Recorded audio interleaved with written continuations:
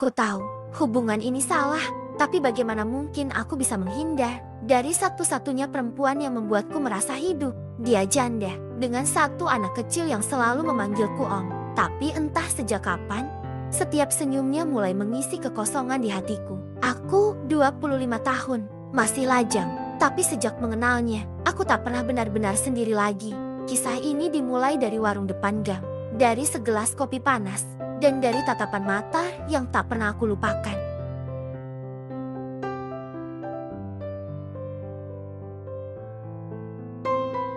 Namaku Fajar, usia 25 tahun, lulusan teknik sipil, tapi sekarang masih jadi pekerja serabutan di proyek bangunan pinggir kota. Aku tinggal di sebuah rumah peta kontrakan, di gang kecil belakang terminal. Hidupku sederhana, bangun pagi, kerja, pulang sore, dan malam-malam sepi yang diisi dengan gorengan, kopi, dan lamunan panjang. Sampai akhirnya, aku bertemu dia. Semua dimulai dari sebuah warung sederhana di ujung gang. Tempat biasa aku beli kopi sachet dan mie instan. Pemiliknya seorang ibu muda, wajahnya tenang. Tapi mata itu seolah menyimpan sesuatu yang tak bisa kutebak. Namanya Mbak Rani, usianya mungkin sekitar 32 atau 33 tahun.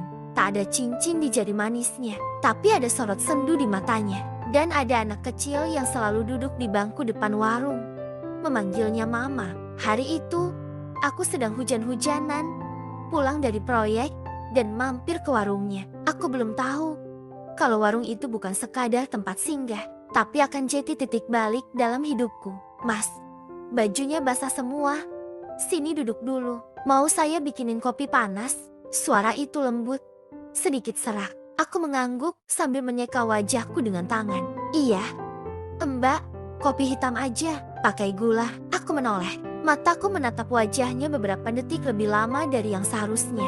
Wajah itu capek, tapi kuat, lelah, tapi tetap ramah. Iya, tapi jangan banyak-banyak.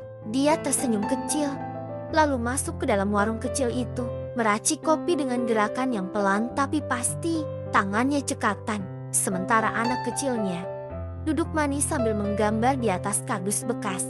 Namanya siapa? Mas, Fajar. Aku mengangguk pelan. Saya Rani, warung ini saya kelola sendiri. Ya, buat nyambung hidup. Aku tak bertanya lanjut. Tapi entah kenapa, diam-diam aku ingin tahu lebih jauh. Wanita seperti dia, ada sesuatu yang mengundang empati. Bukan karena dia janda, tapi karena cara dia menyembunyikan luka di balik senyuman. Beberapa hari kemudian, aku jadi sering mampir ke warung itu. Kadang pagi, kadang sore, kadang hanya numpang duduk sebentar di bangku kayu warungnya. Dia tak pernah banyak bicara, tapi sorot matanya hangat. Kadang dia tertawa kecil saat anaknya, Dito, bertingkah lucu. Kadang dia hanya duduk diam sambil melihat hujan turun, seperti sedang menyimpan kenangan yang tak mau dibagi siapa-siapa. Suatu malam, aku pulang agak larut karena proyek molor. Warungnya masih buka, lampunya remang, dan dia duduk sendiri sambil menggulung struk belanja. Aku berhenti. Mas Fajar, belum tidur, baru pulang. Hujannya deras banget tadi. Mau teh panas? Gratis. Kalau malam-malam begini. Dia tersenyum. Aku balas tertawa. Tapi jangan bilang-bilang ya.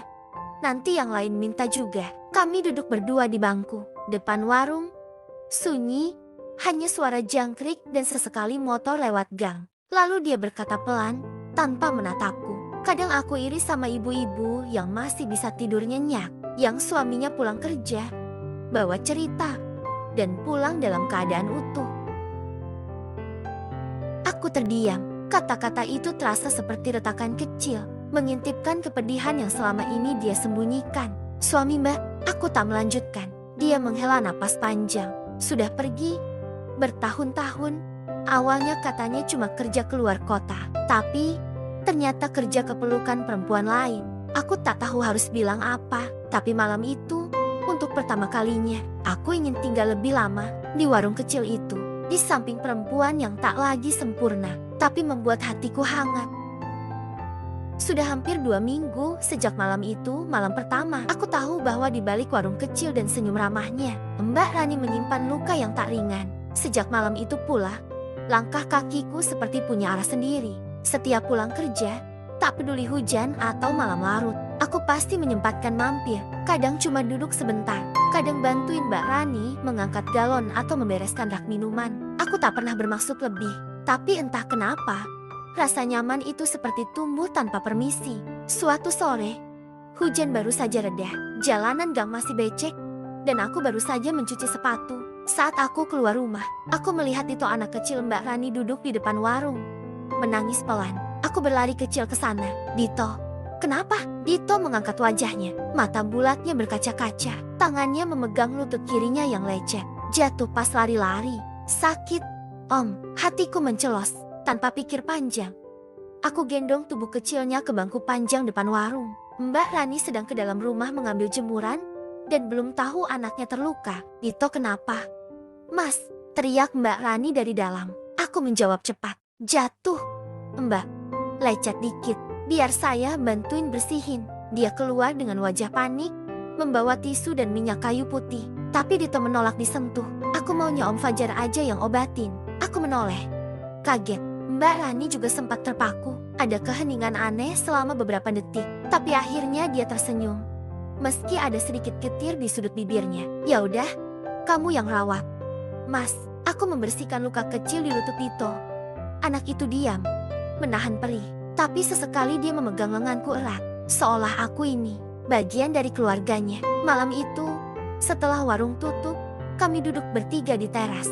Dito sudah tertidur di pangkuan ibunya. Aku duduk di sebelah, dengan kopi yang mulai dingin di tangan. Maaf ya, Mas, anak saya emang gampang lengket sama orang baik. Dia anak baik.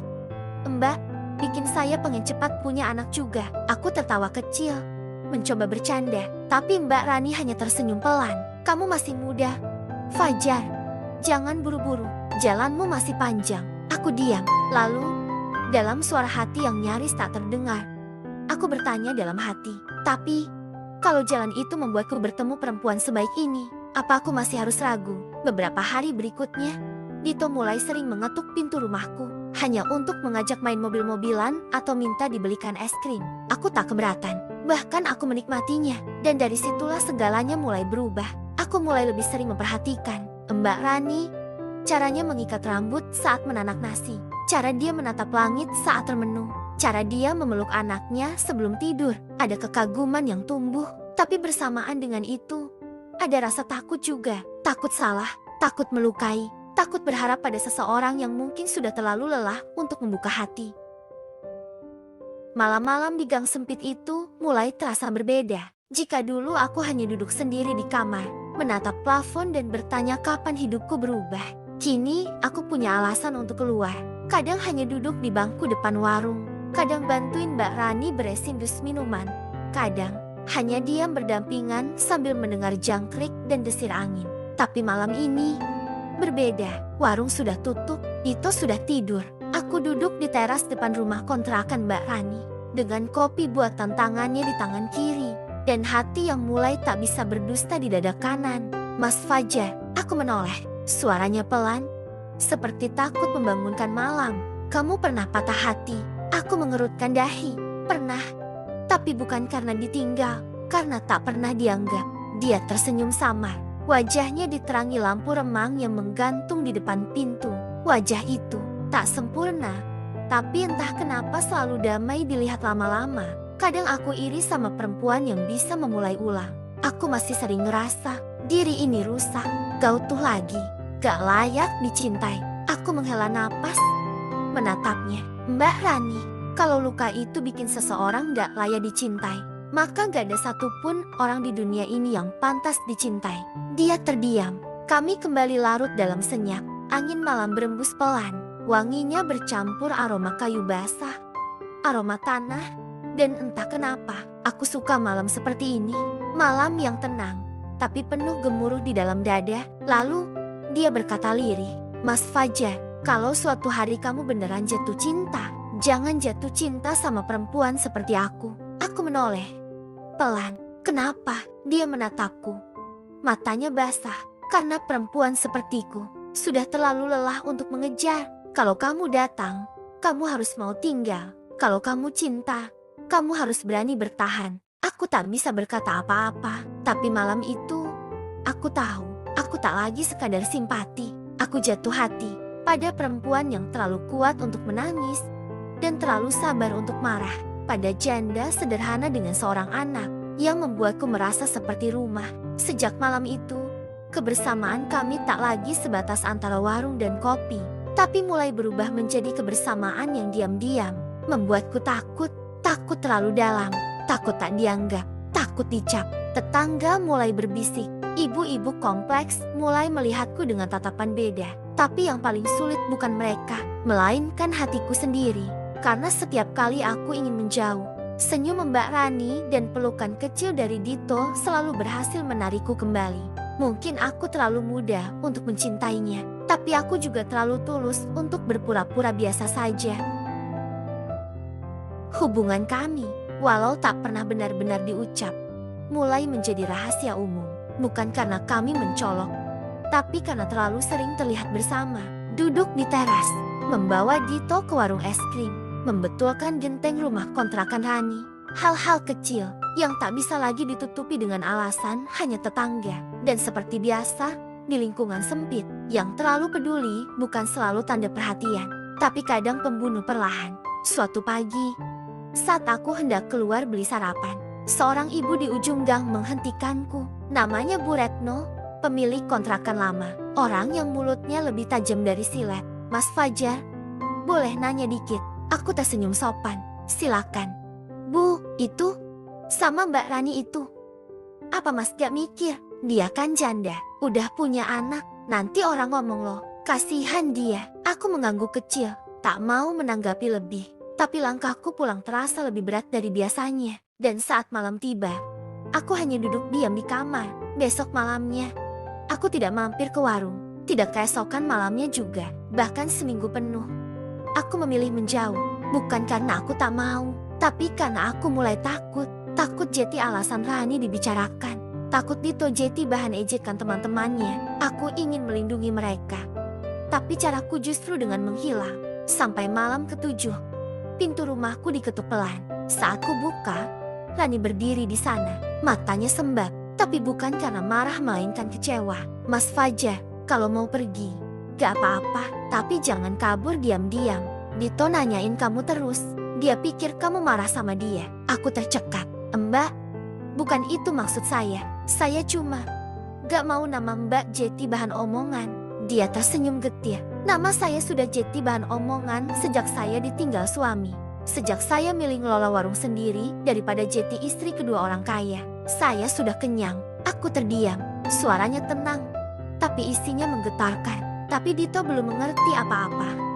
Mas, dia cuma tahu kamu bikin dia bahagia. Dan buat saya, itu cukup. Aku menggenggam pintu, mencoba menahan perasaan yang ingin tumpah.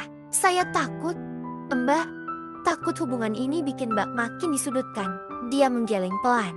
Kalau semua orang yang datang hanya untuk sebentar, lalu pergi karena takut, lalu apa gunanya saya percaya lagi sama dunia? Kami berdiri lama di depan pintu, dalam diam yang berat. Lalu, aku akhirnya berkata, saya gak tahu akan jadi apa nanti. Tapi saya tahu, saya gak mau jadi alasan kamu patah hati lagi. Malam itu, untuk pertama kalinya, aku tak hanya duduk di teras, tapi masuk ke dalam rumahnya. Bukan untuk tinggal, tapi untuk mengenal luka-lukanya lebih dekat.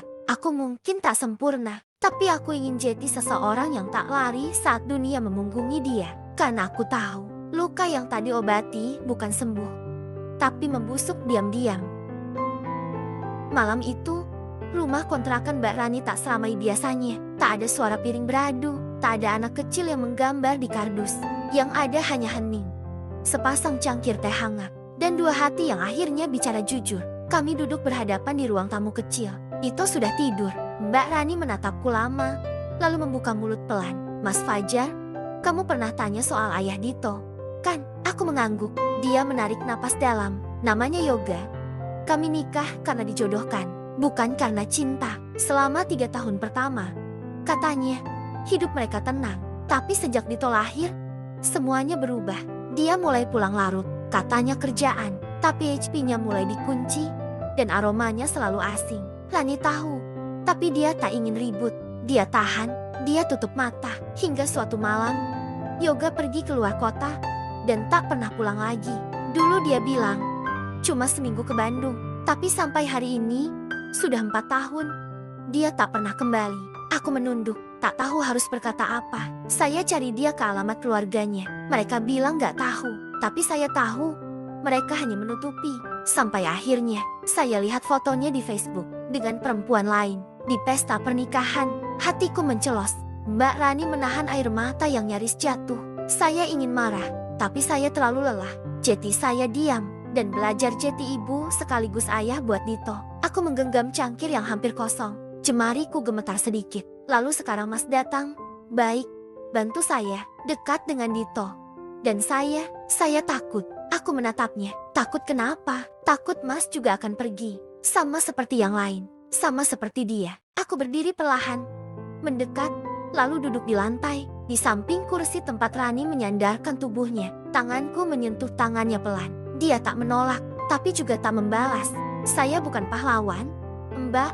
Saya juga masih belajar hidup. Tapi saya janji satu hal.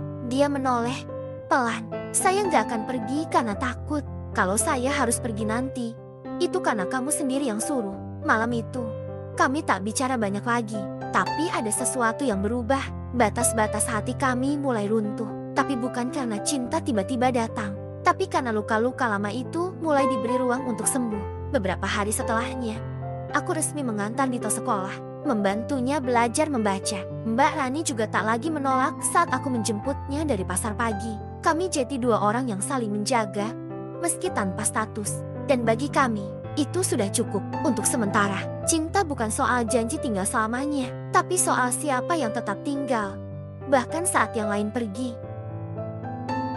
Musim hujan datang lebih cepat tahun ini. Hampir setiap malam, gerimis turun membasahi gang sempit tempat kami tinggal. Aku masih mengantar Dito ke sekolah, masih membantu Mbak Rani di warung. Tapi di luar itu, hatiku makin tak tenang. Bisik-bisik tetangga tak kunjung reda. Ada yang bilang aku terlalu muda, ada yang bilang Mbak Rani terlalu berani. Dan yang paling menyakitkan, ada yang berkata Dito mulai diejek teman-temannya karena ayah barunya anak kos. Aku tahu Rani tak pernah mengeluh, tapi aku bisa lihat dari matanya bahwa dia terluka lagi. Malam itu, aku duduk sendiri di kamar.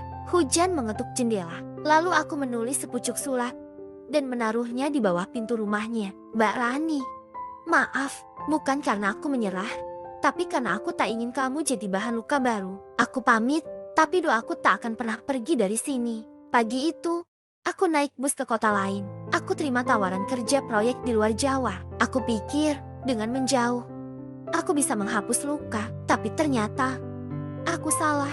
3 bulan berlalu, aku masih ingat wajah Dito saat aku peluk terakhir kali. Dan aku masih simpan suara Rani di malam terakhir yang diam, tapi penuh air mata. 3 bulan itu cukup untuk rindu tumbuh jadi luka. Dan luka itu tak bisa sembuh hanya dengan pekerjaan atau waktu. Sampai suatu sore, saat aku duduk di pos proyek dengan debu-debu menempel di lengan, seseorang memanggil namaku, Mas Fajar. Aku menoleh. Di sana, berdiri Rani, dengan baju sederhana, wajah lelah, tapi mata yang tak lagi ragu. Di sampingnya, Dito memegang tangan kecil ibunya. Saya cari kamu ke kontrakan.